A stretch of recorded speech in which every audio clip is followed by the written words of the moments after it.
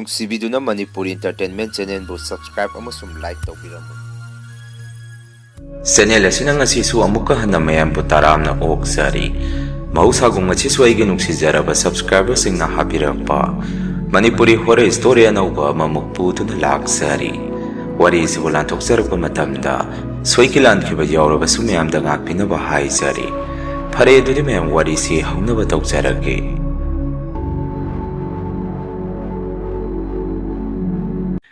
ꯋꯥꯔꯤꯁꯤ ꯃꯇꯝ ꯑꯗꯨꯗ ꯑꯩꯒꯤ ꯏꯃꯨꯡꯗ ꯑꯁꯦꯡꯕ ꯊꯣꯛꯈꯤꯕ ꯊꯧꯗꯣꯛ ꯑꯃꯒꯤ ꯋꯥꯔꯤꯅꯤ꯫ ꯃꯇꯝ ꯑꯗꯨꯗ ꯑꯩꯈꯣꯏꯅ ꯍꯦꯛ ꯈꯪꯉꯛꯄꯗꯒꯤ ꯑꯍꯜ ꯑꯃ ꯑꯩꯈꯣꯏꯒꯤ ꯌꯨꯝꯒꯤ ꯍꯦꯛ ꯃꯃꯥꯡ ꯑꯣꯏꯔꯞꯅ ꯂꯩꯔꯝꯃꯤ꯫ ꯑꯍꯜ ꯑꯁꯤꯒꯤ ꯃꯆꯥ ꯃꯃꯧ ꯑꯃꯠꯇ ꯂꯩꯇꯦ꯫ ꯃꯆꯥꯅꯨꯄꯤ ꯑꯃꯈꯛ ꯂꯩꯔꯝꯕꯗꯨꯁꯨ ꯅꯨꯄꯥ ꯃꯌꯨꯝꯗ ꯊꯧꯔꯤ ꯌꯥꯜꯂꯒ ꯁꯤꯈ꯭ꯔꯦ ꯍꯥꯏꯗꯅ ꯑꯍꯜ ꯂꯃꯟꯁꯤꯡꯅ ꯍꯥꯏꯕꯤ꯫ ꯑꯍꯜ ꯑꯁꯤ ꯃꯁꯥ ꯃꯎ ꯌꯥꯝꯅ ꯁꯦꯡꯉꯤ, ꯃꯁꯥꯁꯨ ꯌꯥꯝꯅ ꯅꯥꯟꯕ ꯑꯍꯜꯅꯤ꯫ ꯇꯧꯕꯇꯕꯨ ꯍꯅꯨꯕꯤ ꯑꯍꯜ ꯑꯁꯤ ꯃꯥꯒꯤ ꯐꯠꯇꯕ ꯊꯕꯛ ꯊꯧꯔꯝ ꯑꯃꯈꯛꯇꯤ ꯂꯩ, ꯃꯗꯨꯗꯤ ꯃꯥꯁꯦ ꯂꯥꯏ ꯁꯥꯟꯅꯕꯤ ꯍꯅꯨꯕꯤꯅꯤ꯫ ꯑꯩꯈꯣꯏꯅꯁꯨ ꯑꯍꯜ ꯑꯁꯤꯗ ꯌꯥꯝꯅ ꯁꯥꯎꯅꯤꯡꯉꯤ꯫ ꯃꯇꯣꯝꯗ ꯂꯩꯔꯒꯗꯤ ꯃꯤꯅ ꯅꯨꯡꯁꯤꯅꯕ ꯆꯠꯇꯦ, ꯍꯌꯦꯡꯋꯥꯏ ꯃꯥ ꯁꯤꯕꯗ ꯀꯅꯥꯅ ꯊꯥꯡꯇꯣꯛꯄꯤꯅꯤ ꯍꯥꯏꯗꯅ꯫ ꯃꯗꯨꯗ ꯕꯕꯥ ꯏꯃꯥꯅ ꯑꯩꯈꯣꯏꯗ ꯁꯥꯎꯕꯗꯣ ꯐꯥꯊꯕꯤꯔꯒ ꯑꯩꯈꯣꯏꯗ ꯁꯨꯝꯅ ꯍꯥꯏꯔꯛꯏ, ꯏꯕꯨꯡꯉꯣ ꯃꯇꯣꯝꯗ ꯂꯩꯕꯁꯤꯗ ꯁꯨꯝ ꯇꯧꯔꯛꯑꯕꯖꯥꯠꯅꯤ, ꯃꯁꯤꯒꯨꯝꯕ ꯊꯕꯛꯁꯤ ꯃꯥꯟꯅꯔꯨꯅꯨ, ꯃꯥꯁꯨ ꯃꯥ ꯊꯣꯛꯄ ꯑꯩꯈꯣꯏꯁꯨ ꯑꯩꯈꯣꯏ ꯊꯣꯛꯄ ꯑꯃꯗꯨꯝ ꯄꯨꯂꯩꯗ ꯂꯩꯌꯨ꯫ ꯑꯁꯤꯒꯨꯝꯕ ꯂꯥꯏꯇꯤꯟ ꯁꯥꯟꯅꯕ ꯑꯍꯟꯁꯤ ꯌꯥꯔꯤꯈꯩ ꯃꯥꯟꯅꯕꯤꯗꯕ, ꯃꯈꯣꯏꯗꯤ ꯃꯑꯣꯡ ꯑꯃꯅꯤꯀꯣ, ꯑꯗꯨꯅ ꯅꯈꯣꯏꯁꯨ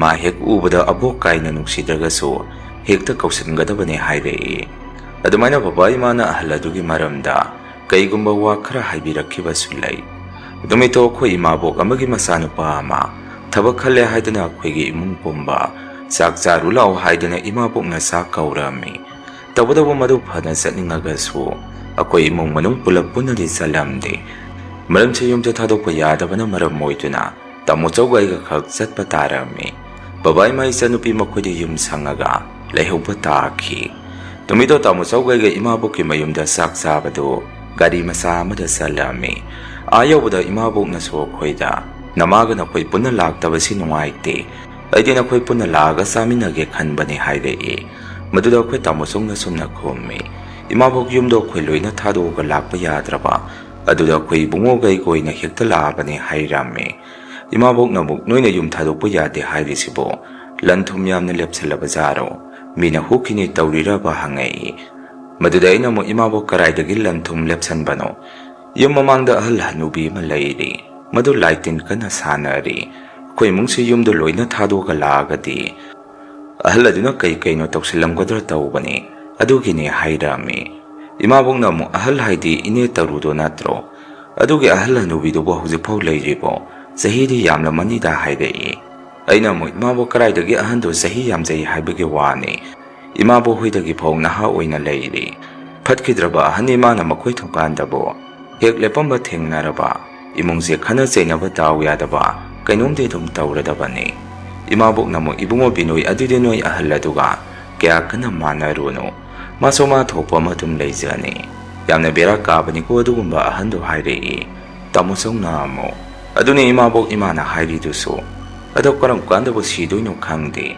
ꯑꯗꯨꯒꯤ ꯑꯍꯜ ꯍꯅꯨꯕꯤꯗꯨꯕꯨ ꯍꯥꯏꯔꯝꯃꯤ꯫ ꯏꯃꯥꯕꯣꯛꯅ ꯑꯃꯨꯛ, ꯑꯣ ꯐꯔꯦꯁꯦ ꯇꯣꯛꯑꯁꯦ ꯑꯗꯨꯒꯤ ꯋꯥꯗꯣ, ꯁꯤꯕ ꯅꯥꯕꯗꯣ ꯄꯜꯂꯅꯨ, ꯑꯩꯒꯤ ꯏꯆꯥꯅꯨꯄꯥꯁꯤꯁꯨ ꯃꯈꯣꯏ ꯑꯥꯗ ꯂꯩꯔꯒ ꯇꯧꯒꯗꯕ ꯊꯕꯛ ꯑꯣꯏꯔ ꯃꯥꯅꯦ, ꯑꯗꯨꯅ ꯑꯩꯈꯣꯏꯁꯨ ꯃꯥ ꯊꯕꯛ ꯈꯜꯂꯛꯑꯦ ꯍꯥꯏꯔꯤꯁꯦ ꯍꯔꯥꯎꯐꯝ ꯑꯃꯕꯨ ꯂꯩꯇꯦ, ꯑꯩꯈꯣꯏꯅ ꯄꯥꯝꯕꯗꯤ ꯁꯤꯗ ꯂꯩꯔꯒ ꯊꯕꯛꯇꯨ ꯇꯧꯖꯕꯗꯨꯅꯤ ꯍꯥꯏꯔꯛꯏ꯫ ꯗꯗꯥꯅ ꯑꯃꯨꯛ, ꯏꯃꯥꯕꯣꯛ ꯑꯥꯗ ꯇꯧꯕ ꯊꯕꯛꯇꯨꯅꯅꯤ, ꯇꯣꯂꯣꯞ ꯆꯥꯎꯗꯣꯔꯤꯁꯦ ꯃꯣꯏꯗꯤ ꯁꯦꯟꯇ꯭ꯔꯦꯟꯅꯤꯅ, ꯑꯗꯣ ꯃꯥꯕꯨ ꯉꯁꯥꯏꯗꯒꯤ ꯎꯗꯦ, ꯃꯥ ꯊꯕꯛꯈꯟꯕꯒꯤ ꯆꯥꯛ ꯆꯥꯕ ꯂꯥꯛꯑꯒ ꯃꯥ ꯂꯩꯔꯝꯗ꯭ꯔꯤꯁꯤꯅ ꯀꯃꯥꯏꯅ ꯇꯧꯔꯤꯖꯥꯠꯅꯣ ꯍꯪꯉꯛꯑꯝꯃꯤ꯫ ꯏꯃꯥꯕꯣꯛꯅ ꯑꯃꯨꯛ, ꯂꯥꯛꯄꯗꯤ ꯌꯥꯔꯕꯅꯤ, ꯊꯕꯛ ꯈꯜꯂꯛꯑꯦ ꯍꯥꯏꯗꯅ ꯃꯃꯥꯟꯅꯕ ꯑꯃꯅ ꯆꯥꯛ ꯀꯧꯏꯅ ꯆꯠꯈꯤꯕꯅꯤ, ꯑꯩꯅꯗꯤ ꯅꯗꯣꯝꯆꯥ ꯍꯣꯏ ꯃꯣꯏ ꯄꯨꯂꯞ ꯆꯥꯛ ꯀꯧꯔꯤꯁꯤ, ꯅꯪꯁꯨ ꯌꯥꯎꯔꯒ ꯄꯨꯂꯞ ꯆꯥꯃꯤꯟꯅꯒꯗꯕꯅꯤ ꯍꯥꯏꯕꯅꯤ꯫ ꯑꯗꯨꯗ ꯃꯥꯁꯨ ꯃꯃꯥꯟꯅꯕ ꯑꯃꯅ ꯆꯥꯛ ꯀꯧꯕ ꯅꯨꯃꯤꯠꯀ ꯍꯦꯛ ꯐꯥꯡꯖꯤꯟꯅꯗꯅ ꯃꯥꯁꯨ ꯑꯗꯨꯝ ꯆꯠꯈ꯭ꯔꯦ, ꯍꯜꯂꯛꯑꯅꯤ ꯍꯜꯂꯛꯇ꯭ꯔꯒꯅ ꯑꯩꯈꯣꯏ ꯀꯣꯛ ꯆꯥꯊꯣꯛꯑꯒ ꯂꯣꯏꯔꯦ ꯀꯩꯅꯣ ꯍꯥꯏꯔꯛꯏ꯫ ꯑꯗꯨꯃꯥꯏꯅ ꯏꯃꯥꯕꯣꯛꯀꯤ ꯃꯆꯥꯅꯨꯄꯥꯗꯣ ꯍꯜꯂꯛꯃꯟꯗꯕꯗꯨꯗ ꯑꯩꯈꯣꯏꯁꯦ ꯃꯥ ꯉꯥꯏꯕꯒ ꯀꯩꯒ ꯆꯥꯛ ꯇꯣꯂꯛꯄꯗ ꯄꯨꯡꯁꯨ ꯑꯗꯨꯝ ꯈꯔ ꯊꯦꯡꯉꯝꯃꯤ꯫ ꯆꯥꯛ ꯇꯣꯛꯑꯕꯅꯤꯅ ꯑꯩꯈꯣꯏꯗꯤ ꯏꯃꯥꯕꯣꯛꯀ ꯀꯔꯤ ꯋꯥꯔꯤꯕꯨ ꯇꯧꯔꯨꯅꯤ, ꯉꯥꯏꯍꯥꯛ ꯐꯝꯃꯤꯟꯅꯔꯒ ꯑꯃꯨꯛ ꯍꯜꯂꯒꯦ ꯍꯥꯏꯗꯅ ꯗꯗꯥꯒ ꯏꯕꯥꯅꯤꯁꯦ ꯌꯨꯝꯗ ꯑꯃꯨꯛ ꯍꯜꯂꯛꯑꯝꯃꯤ꯫ ꯂꯝꯕꯦꯟꯗ ꯁꯨꯝ ꯂꯥꯛꯄꯁꯤꯗ ꯑꯩꯈꯣꯏ ꯏꯃꯥꯕꯣꯛ ꯈꯣꯏꯔꯣꯝꯗꯗꯤ ꯅꯣꯡꯁꯦ ꯇꯥꯍꯧꯗꯦ, ꯑꯗꯨꯒ ꯑꯩꯈꯣꯏꯔꯣꯝ ꯌꯧꯁꯜꯂꯛꯄꯗ ꯅꯣꯡꯁꯤ ꯌꯥꯝꯅ ꯀꯟꯅ ꯆꯨꯈꯤꯕ ꯑꯗꯨꯃꯥꯏꯅ ꯂꯝꯕꯦꯟꯁꯦ ꯏꯆꯣꯠ ꯆꯣꯠꯂꯒ ꯂꯩꯔꯝꯃꯤ꯫ ꯃꯗꯨꯗ ꯑꯩꯅ ꯑꯩꯈꯣꯏ ꯗꯗꯥꯗ, Dada kaino imabu khoi nong tahudadayne, asayda nong kana haydaramba mali ni hayrame. Dada na mukhoy asay si nong suramba mali. Ado nang pung kaya taragi kangbro hangay. Ay namuk dada pung ti tara matoy tari. Hore na kuna yumyaw baga di tara matoy makhay mukti tarani. Ado dada ini tarudo madu mukting na duyjara. Ibani na hore yumda sangapada hangame. Dada na muk binoy adu wado lambin salingada palakano. Tengnaraga sukay da wege ibani suri chidi. Pana kanto ade karimata tawde haibane. Ado na karimata tawroy. Baba imana su ibani halakmanti haitana. Makoy thawai waramane. Sa kaubasi numidangdadi aidi kya saningde. Ayukumbadana hena nungay hayrei. Ngaya kadumayna dadagayga wari taw-tawduna. Gari tharokpaduna akoy layraksu yawsalai. Aduga pungso tiyangabadina akoygi sangpam madusu. Pungmamamaga mi matatong naramde. Hoy dadagayga suribanina wakandabudi. Kaya thoynabudi kisallude. Aduna yumyaw paw layraktagi garido tawtarakpada. Haibaga tawbaga ahaladugi thongganda. Mi khara ahaladuga lepaga wari sanabadawna. Dadagayga na mami sami urame. Aydi madu urakpada dadagayno ine tarugi thongganda. Maga hujikpo pung tengakan. Wari sanari sibo kana-kanano sibo hangame. Dadana mukbinoy sukhangdi yengun ko kainomne. Adumayna dadagayga sum naksalakpasida. Adayda kay-kayno mi laybadawno ukiba singdo. Naksalakpa matamdadi amata layramdi. Haydi mapam adayda layramkide. Dadagayga supakatana thongganda karito haping-haping thawjalame. Babay maso kay halakpa makuntabadagi mapanda thorei. Dadagayga samanana garido sanggoyda insalamaga. Imungda pakana gonggong siyan salami. Babay manaso kayno ni nachinanaw sina tawrisina. Amuk kay dawrabazano ni haydana. Ako'y ginagta sangay. Ay sumanong dasangaga dadada sumna hayrami. Dada hujikido kanamta layramdre. As talihi kayno ibani na tingnarito ko hangami. Dadana mukhoy na ngagtro ibani na laptak na di. Ine tarusi ukibani. Adayda mi karaga wari sanarga laybadaw na. Bera kari hujikido di hayrei. Babana imada mukkay no machimanaw na pakana chensan kredi. Kari tawa yawragi hangay. Maduda ay no ina babada sumna hayrami. O kari no matingnari asigi ahala sige thongganda. Dada ibani na layrak matuandagi kari thawdarakpada. Makoy thonggan sida hanubi eduga. Mi karaga punsan naraga wari sanabadaw na. Ako'y na ukibani. Kung ako'y na nagsalakpada loy na mga kaya hayrami. Maduda imana kay no ni harito ko bizoy. Asawa ko'y bizoy na hari si chumbro hangame. Dadana muksumima ibani karino mateng narabane. Ay di numidangumba sumay na saksabasat pasitan di tanbane. Aduga sayda na kamay na nung taramino. Imaba ko'y room dali nung tahog di hayrame. Babana mukmamasalo may karawok to. Angangan ni sige masasi. Aduga tumnaro kariso tawroy. Babade dumay na hayramaga tumtoki. Numito imana dadagay ga isada mayok piramaga. Ako'y siya tumnarami. Tawbada wayde tumtakraba matong. Kasumbo tawdre ko'y dadati. Ahingda yamna ka na may ngaknarami. Madada babana hana dadagi manakta sangubada. Dadagi pamang mamangda. Amuba malepagalay hay. Madu ubada baba sumasada pungakek ngaki.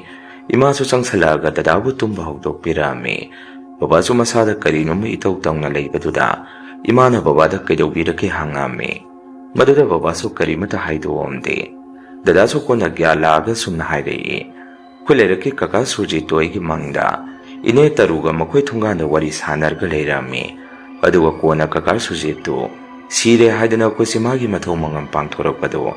Ay sa yawa salami. Turinde irupuraga karakpaday sa yumyawdri paw. Amubo manakutanda tanaragtana. Mga duda kayam diway. Imana mo ibungo karimata khallono. Aduni maku mga hayrisi. Tumada laitin ningaga pajana tungmo. Thaway migado na sana koksandaraga. Pajana tungmo hayrami. Babana mo ibungo karimata tawroisi. Namana hayrisi dumay na tungmo hayrami. Numitudi dumay na dadasa mga naragtana. Ako'y nahugdog piraba matong. Amuk magi-magi tumnarami. Kung anong alam dahil sila lakay da milay tabayawri haydana. Lakay da pauksin balaki. Maduda babana kanalay tragi hangmo bada. Ako'y layraki kakasuji ito. Laytre nga rang ahing laykita ba ni hayrei. Maduda babasong hekto na masada pong akek nga ame. Ako'y di pamungdaloy na layri pa ni. Babasi prapap sa ngaga ako'y da sum na hayrei. Sujit laytre hayda nga rang ahing. Ado nga rang isano pa ahan sinamagi mamangda. Sujitto leikidre urammisu hai. Mana ngarang maingaknarido lai lakpajanida hairei. Dadasu babana adumna hairakpaduda phamungdagi phuklamna hawgalaga kaino baba kaka Sujit leitre hairiro. As kaino taurisibo. Ngarang agi mangduda ukrido sumdurine adudi. Aduga mangduda su asigi ahal asisu maga wari sanaramini taurisi. Binoy adudi ngarang ibani lairakdagi halakpada ahal asiga wari sanarambasingdo kaka Binoygi thawaiga Malabu lakpa lai singduga ahal asiga wari sanarira kangpote nangbo hairei. Aina mo dada isu adu mali. Ahan se sigadaba migi thawaiga pao wari sanaba ngamapa khangde. Ngarangido khaluraga kibo sum kisale hairame. Babana mo aisu na koida watamdabagi wani. Ngarangdo ina isano pa ahal asina. Heng mangang narapaga magi kada tumba hudokpigi sangubada.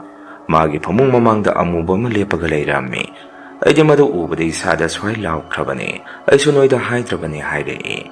Dadana mukaino baba asengbro. Babana harido asa aidi wanthukna hainaroi dorita. Horendi ai tumba ki dori. Akhoi bijoiga tuminabra kaino. Ado baba sige ahal asina tauri ibra hangame. Babana muk kanana khangjarubano ado ipa moigi mi leitaba yauri hairido amukta thokpiroge. Ai chale hairamaga babadi thokre. Baba heksakibaga imaga dadaga akhoi hum wari sanarame. Maduda imana wari ma khoida sabirei. Yengu thaina na khoi nabok leiringai.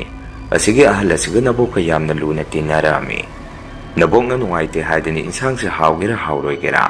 Adum nungtigi tinabanina insang se thinba satoini. Aduda asigi ahal se kayam phatage haida. Nabok ni insang sum thinbagi tengkoto.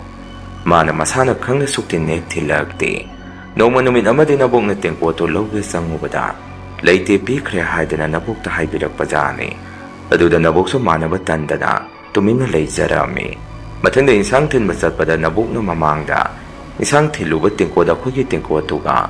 Manaba ma leirambaduda madu akhoigi ni haidana. Nabok na taplong na paikhalubada. Asigi hanubi isina yamna sauri hai. Insang thilano hayangkai karigino nang insang thilak migi tengkot matnaba taurisi haidana. Nabok ta thoklang na ungkhat pirak pajane. Nabok so magi wahi wata aduda sauningdana khara khumuraga jane. Numituda nabok se yum hek halakpaga. Sor phule hairamaga dum tumbada. Nakhoigi nabok se hawgalakidre. Aduna di imana asiga manaruno. Phana nungsidragasu nungsiba saraga. Adum kauksalu hairi se hairei. Imana adugi wado hek tamakpada dadadi khangde. Aidi khoidokse sauning mandana hanubido. Isada hatok ningba mapoame. Babana su leitaba yauribadugi mathau magam pangthoraga yumda halai. Aduda akhona kamaina leikidribane haigi hangubada. Babana khoida sumna hairei. Hanadagi masado naraga leibajane. Akhoidi khangbu khangde. Adu ngarang se dum kanba ngangkhidramane hairei. Aduga ngagliba amana ahal adusu sumaina lekaida. Mi leitaba ma yaubada kari laibu khoiramino khangde. Akhona mayumda lai khoirambase adum urame. Masigi matung numito imana makhoigi yum maning thangbada. Akhoi romda hobo mairendo haijing phari chaba yarani haidana. Mairendo hingai. Hojiki ahal hanubido makhoi maning thong mapada. Sab yung nalepaga imada muna yengaga leirami hai. Ima sumadu hana udaba jani. Kone imana mairendo hiyaga onthorakpada. Ahal ado dumaina imada muna yengaga leirambaduda. Ima so wakanda karino makhalame. Asasina mo ukrena mairen hekpasi. Asidi kamdawni sabubu tandurida mairen se haidana. Ima so hiyaga imungda usnadaba saraga sangake tawrakpada. Numituda adugi hanubi aduna imada thajadana kaurei. Memchanagi mairendo phajarene. Horen thonge hairira hangai. Adumaina thajadana hangakpaduda. Ima so mathamoida pakhatpa mapoame. Khumdabadi yadabanina imana. Ine hoit ngasi hektuoge haidana hiyabane. Khangde angangsingde mairen thongbase kya pamde hai. Aduna ngasi thongba thongdaba haidana haijalame. Hanubi aduna muk haurani te yamna phajare. Nangni hedo adumaina hairamaga. Hojiki hanubido mayumda sangki hai. Maduda ima so dum karigumba mamapukningda singnarame. Numidang aduda imana khoi imung manunggi mi loina sakumda kausalai. Aduga sumna hairame. Yengu masigi mairin se hujik thongge tawbani. Adu aidi tanbu tansale si saruraga. Amuk kari tawraktoino khangde hairei. Aidi mairin du ubada chaningmandana imada. Ima asidi phajareda. Nahanda aidi mairin se chaningdana leirabane. Adu kaigi kirino saba. Adum thong kaino hairame.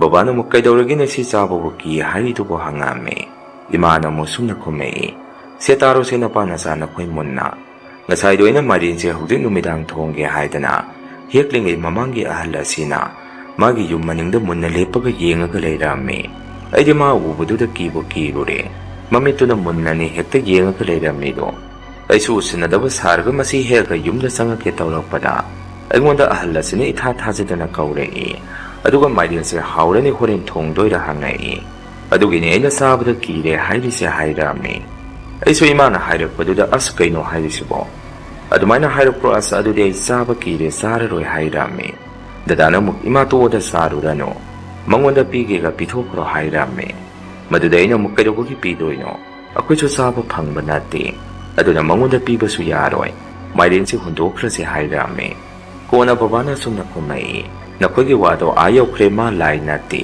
ꯑꯗꯨꯅ ꯑꯩ ꯋꯥ ꯑꯃ ꯍꯥꯏꯒꯦ, ꯃꯥꯏꯔꯦꯟꯗꯣ ꯇꯪꯈꯥꯏ ꯑꯃ ꯁꯦꯠꯂꯒ ꯄꯤꯒꯦꯒ ꯄꯤꯈ꯭ꯔꯣ, ꯅꯠꯇ꯭ꯔꯒ ꯊꯣꯡꯉꯒ ꯏꯟꯁꯥꯡ ꯃꯊꯦꯜ ꯑꯣꯏꯅ ꯂꯥꯟꯒꯦꯁꯨ ꯌꯥꯏ꯫ ꯃꯤꯅ ꯆꯥꯅꯤꯡꯉꯤ ꯍꯥꯏꯗꯅ ꯃꯤꯇꯥ ꯈꯝꯗꯥꯈ꯭ꯔꯕꯅꯤꯅ ꯄꯤꯖꯍꯧꯗꯕꯗꯣ ꯑꯩꯈꯣꯏꯗ ꯑꯐꯕ ꯑꯣꯏꯔꯣꯏ, ꯑꯗꯨꯅ ꯃꯃꯥ ꯅꯪ ꯏꯟꯁꯥꯡ ꯑꯊꯣꯡꯕ ꯑꯣꯏꯅ ꯄꯤꯒꯦ ꯍꯥꯏꯔꯤꯔꯥ, ꯅꯠꯇ꯭ꯔꯒ ꯊꯣꯡꯗ꯭ꯔꯤꯉꯩ ꯇꯪꯈꯥꯏ ꯑꯃ ꯁꯦꯠꯂꯒ ꯄꯤꯒꯦ ꯍꯥꯏꯔꯤꯔꯥ ꯍꯪꯉꯝꯃꯤ꯫ ꯃꯗꯨꯗ ꯏꯃꯥꯅ ꯁꯨꯝꯅ ꯈꯨꯝꯃꯛꯏ, ꯑꯩ ꯏꯟꯁꯥꯡ ꯑꯣꯏꯅ ꯊꯣꯡꯉꯒ ꯄꯤꯕꯗꯤ ꯉꯝꯃꯔꯣꯏ, ꯊꯥꯏꯅꯒꯤ ꯏꯅꯦꯝꯄꯣꯛꯀꯤ ꯇꯦꯡꯀꯣꯠꯀꯤ ꯋꯥꯔꯤꯗꯨ ꯃꯗꯨ ꯍꯦꯛꯇ ꯅꯤꯡꯁꯤꯡꯉꯛꯏ, ꯑꯗꯨꯅ ꯃꯣꯏ ꯃꯄꯥꯅ ꯃꯥꯏꯔꯦꯟꯁꯦ ꯈꯥꯏꯕꯤꯔꯣ, ꯑꯗꯨꯒ ꯃꯥꯒ ꯑꯩꯈꯣꯏꯒ ꯇꯪꯈꯥꯏ ꯇꯪꯈꯥꯏ ꯌꯦꯟꯅꯔꯁꯤ ꯍꯥꯏꯔꯝꯃꯤ꯫ ꯕꯕꯥꯅ ꯑꯃꯨꯛ ꯍꯣꯏ ꯍꯣꯏ ꯑꯗꯨꯃꯥꯏꯅ ꯇꯧꯒꯦꯒ ꯇꯧꯔꯣ, ꯀꯗꯥꯏ ꯑꯩ ꯇꯪꯈꯥꯏ ꯈꯥꯏꯔꯒꯦ ꯊꯥꯡ ꯄꯤꯔꯛꯑꯣ ꯍꯥꯏꯔꯝꯃꯤ꯫ ꯏꯃꯥꯅ ꯑꯃꯨꯛ ꯁꯦ ꯊꯥꯡꯁꯤꯗ ꯂꯩꯔꯦ, ꯑꯗꯣ ꯑꯩꯗꯤ ꯊꯤꯜꯂꯨꯕꯗꯤ ꯉꯝꯃꯣꯏꯀꯣ, ꯅꯆꯥꯁꯤꯡꯁꯨ ꯆꯪꯉꯣ ꯌꯥꯔꯣꯏ, ꯃꯄꯥꯅ ꯑꯣꯏꯅ ꯊꯤꯟꯕꯤꯔꯨꯔꯣ ꯍꯥꯏꯔꯝꯃꯤ꯫ ꯕꯕꯥꯁꯨ ꯃꯥꯏꯔꯦꯟꯗꯣ ꯈꯥꯏꯅ ꯈꯥꯏꯅ ꯍꯣꯏꯁꯦ ꯍꯣꯏꯁꯦ ꯑꯩ ꯊꯤꯜꯂꯨꯔꯒ ꯂꯣꯏꯔꯦ ꯍꯥꯏꯗꯅ ꯃꯥꯏꯔꯦꯟꯗꯣ ꯈꯥꯏꯔꯒ ꯇꯪꯈꯥꯏ ꯑꯃ ꯍꯧꯖꯤꯛꯀꯤ ꯑꯍꯜ ꯍꯅꯨꯕꯤ ꯑꯗꯨꯒꯤ ꯃꯌꯨꯝꯗ ꯊꯤꯟꯕ ꯆꯪꯉꯝꯃꯤ꯫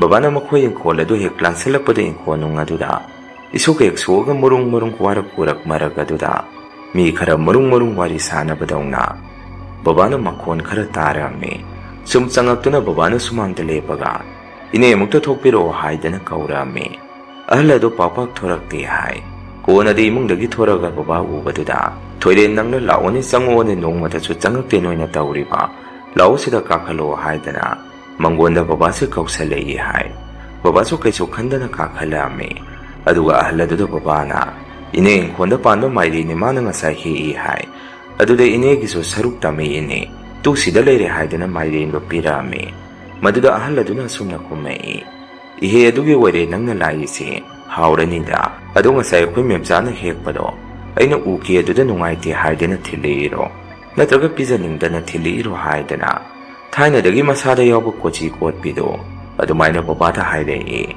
ꯕꯕꯥꯅ ꯑꯃꯨꯛ ꯅꯠꯇꯦ ꯅꯠꯇꯦ ꯏꯅꯦ ꯁꯨꯝ ꯆꯥꯃꯤꯟꯅꯅꯤꯡꯗꯅ ꯁꯨꯝ ꯏꯆꯝ ꯆꯝꯅ ꯊꯤꯜꯂꯛꯄꯅꯦ, ꯈꯔ ꯈꯔ ꯌꯦꯟꯅꯔꯒ ꯆꯥꯃꯤꯟꯅꯗ ꯌꯥꯄꯣꯠꯇꯦ, ꯑꯗꯣ ꯏꯅꯦꯕꯨ ꯆꯥꯛ ꯊꯣꯡꯉꯕꯣ, ꯑꯩꯈꯣꯏꯗꯤ ꯃꯥꯏꯔꯦꯟꯁꯤ ꯊꯣꯡꯉꯤ ꯇꯧꯍꯧꯔꯤ ꯍꯥꯏꯔꯝꯃꯤ꯫ ꯑꯍꯜ ꯑꯗꯨꯅ ꯑꯃꯨꯛ ꯊꯣꯡꯗ꯭ꯔꯤꯗ ꯑꯩꯗꯤ ꯊꯕꯛ ꯑꯃ ꯇꯧꯔꯝꯕꯅꯦ, ꯅꯪꯒꯤ ꯃꯈꯣꯟ ꯃꯥꯜꯂꯤ ꯍꯥꯏꯗꯅ ꯊꯣꯔꯛꯏꯅꯦ, ꯐꯔꯦ ꯐꯔꯦ ꯑꯗꯣ ꯅꯪꯁꯨ ꯆꯠꯆꯔꯣ, ꯍꯌꯦꯡꯁꯤ ꯂꯩꯀꯥꯏꯁꯤ ꯃꯤ ꯑꯃꯁꯨ ꯁꯤꯒꯗꯕ ꯃꯥꯜꯂꯤꯅꯦ, ꯊꯣꯏꯔꯦꯅ ꯍꯥꯏꯗꯅ ꯃꯔꯤ ꯃꯈꯣꯡ ꯁꯝꯅꯗꯕ ꯑꯀꯤꯕ ꯋꯥ ꯈꯔ ꯕꯕꯥꯗ ꯍꯥꯏꯔꯛꯏ꯫ ꯃꯗꯨꯗ ꯕꯕꯥꯁꯨ ꯇꯥꯕꯗ ꯏꯍꯩ ꯍꯩꯅꯔꯛꯇꯕꯗꯒꯤ ꯏꯅꯦ ꯑꯩꯁꯨ ꯆꯠꯂꯒꯦ ꯆꯥꯛ ꯊꯣꯡꯗꯣꯛꯑꯣ, ꯊꯦꯡꯅ ꯊꯦꯡꯅ ꯆꯥꯒꯅꯨ ꯍꯛꯆꯥꯡ ꯁꯣꯛꯀꯅꯤ, ꯑꯩ ꯆꯠꯂꯦ ꯍꯥꯏꯔꯝꯃꯒ ꯕꯕꯥꯁꯨ ꯄ꯭ꯔꯞ ꯄ꯭ꯔꯞ ꯌꯨꯝ ꯃꯗꯨꯗꯒꯤ ꯊꯣꯔꯛꯏ꯫ ꯀꯣꯟꯅ ꯕꯕꯥꯅ ꯍꯥꯏꯐꯦꯠꯇꯪ ꯇꯨꯡ ꯑꯣꯟꯊꯣꯛꯑꯒ ꯌꯦꯡꯉꯨꯕꯗ ꯑꯍꯜ ꯑꯗꯨꯗꯤ ꯏꯃꯨꯡꯗ ꯆꯪꯈꯤ ꯂꯩꯔꯝꯃꯤ ꯍꯥꯏ꯫ ꯇꯧꯕꯗꯕꯨ ꯕꯕꯥꯅ ꯄꯤꯔꯝꯕ ꯊꯅꯝꯕ ꯃꯥꯏꯔꯦꯟ ꯇꯪꯈꯥꯏ ꯑꯗꯨꯗꯤ ꯉꯁꯥꯏ ꯕꯕꯥꯅ ꯊꯅꯝꯕ ꯃꯐꯝ ꯑꯗꯨꯗ ꯑꯗꯨꯝ ꯂꯩꯕ ꯎꯔꯝꯃꯤ, ꯍꯥꯏꯗꯤ ꯂꯧꯁꯤꯟꯗꯅ ꯑꯗꯨꯝ ꯆꯪꯈ꯭ꯔꯕ ꯃꯥꯜꯂꯤ ꯑꯍꯜ ꯑꯗꯨꯅ꯫ ꯕꯕꯥꯁꯦ ꯀꯤꯅ ꯀꯤꯅ ꯄ꯭ꯔꯞ ꯄ꯭ꯔꯞ ꯊꯣꯔꯛꯑꯒ ꯌꯨꯝꯗ ꯆꯪꯉꯛꯏ꯫ ꯏꯃꯥꯅꯁꯨ ꯄꯤꯔꯝꯂꯕꯣ ꯍꯪꯉꯤ꯫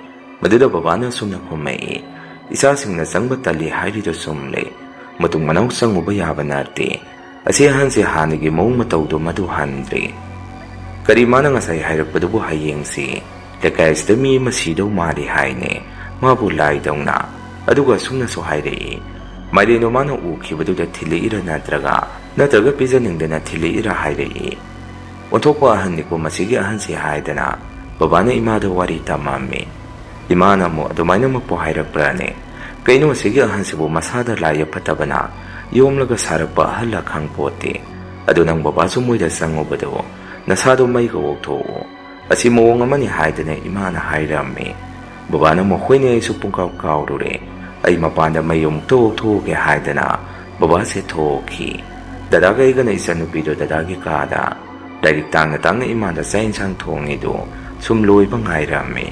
Matam aduda sakhumdagi imana thongiba insangdu mairindi thongaga mairingi manamdi lakhide. Akoigi apum masa manam sai ngaingi manamsi sakhum lomdagi wangwang selai. Aduda akoisu kaino sidi imana kaino thongisibo manang monthongna namtikreda haidana. Ichilina akoi humsu phupu khawganaraga akoiche sakhumda sangami. Babasu sakhumda sangai. Aduga imada kaino nangna thongidubo mairin thongbabu kari hapchalurage. Manam sidi kaino sibu hangami. Imana mo aisu khangdre tawrisi. Kai manam no khangdre insangsi amukta muthatke. Ai isase thok thok laubada yadre haidana. Imadi maning thong hangtoga mapanda thoki.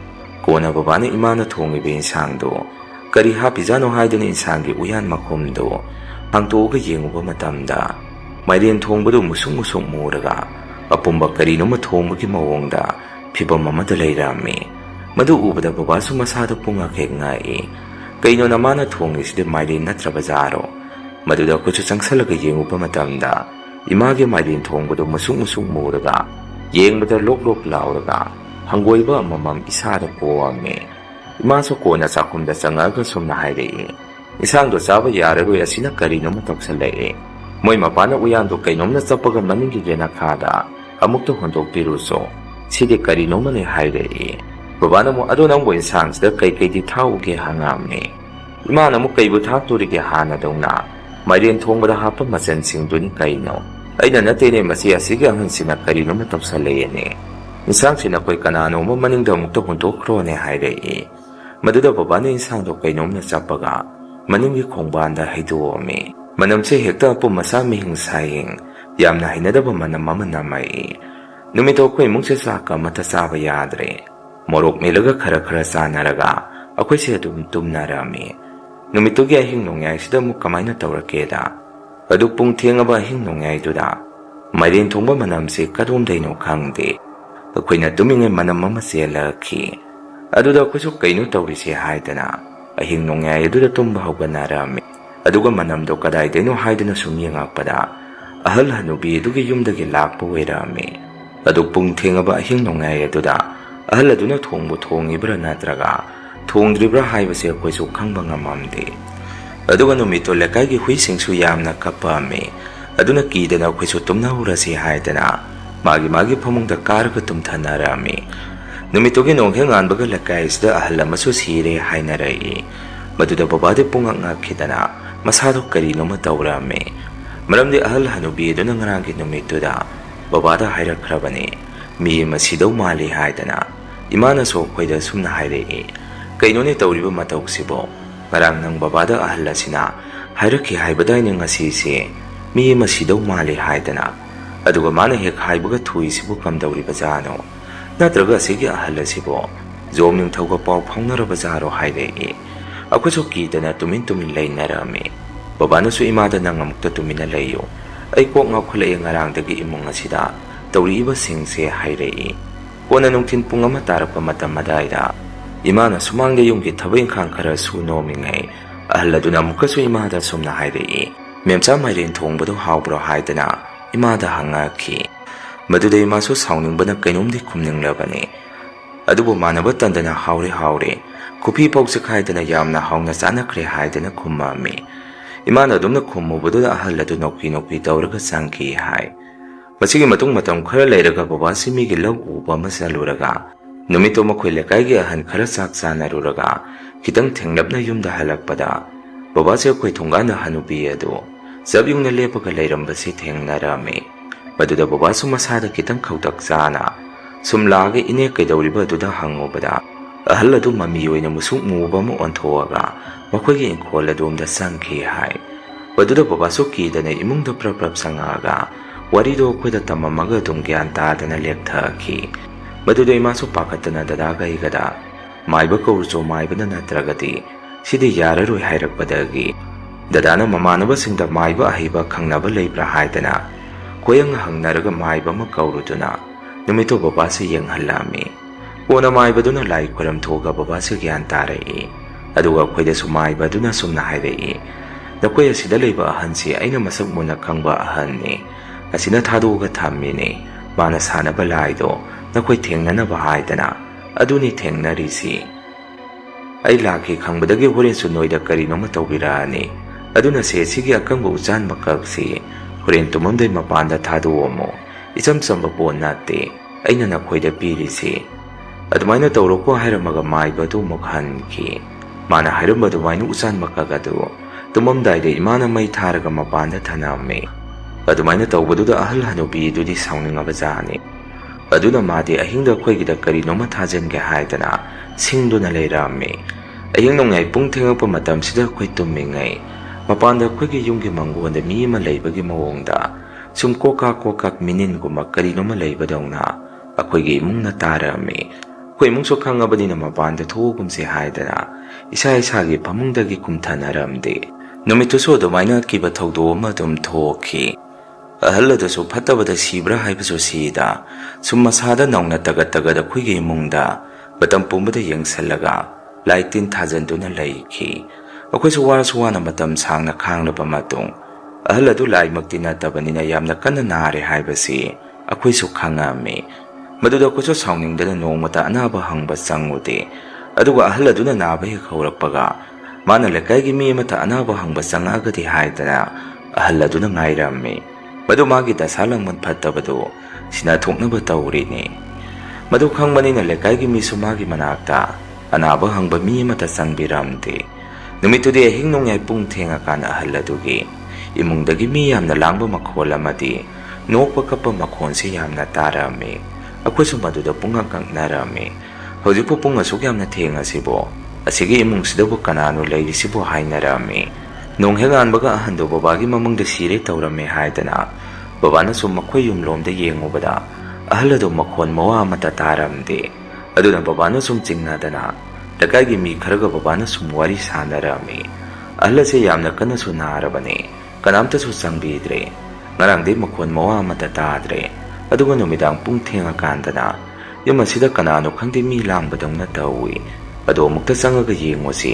ꯑꯩꯈꯣꯏ ꯄꯨꯟꯅ ꯑꯩꯈꯣꯏꯁꯨ ꯂꯩꯃꯤꯟ ꯆꯥꯃꯤꯟꯅꯕꯅꯤꯅ ꯅꯨꯡꯉꯥꯏꯇꯦ ꯃꯇꯣꯝꯗꯒ ꯂꯩꯔꯦ. ꯁꯤꯔꯝꯃꯒꯗꯤ ꯐꯔꯛ ꯇꯥꯅꯤ ꯍꯥꯏꯗꯅ ꯂꯩꯀꯥꯏꯒꯤ ꯃꯤ ꯈꯔ ꯈꯣꯝꯃꯒ ꯑꯍꯜ ꯑꯗꯨꯒꯤ ꯏꯃꯨꯡꯗ ꯆꯪꯉꯒ ꯌꯦꯡꯉꯨꯕꯗ ꯑꯍꯜ ꯑꯗꯨ ꯃꯥꯒꯤ ꯐꯃꯥꯡꯗ ꯎꯞꯄꯒ ꯇꯥꯔꯒ ꯂꯩꯔꯝꯃꯤ.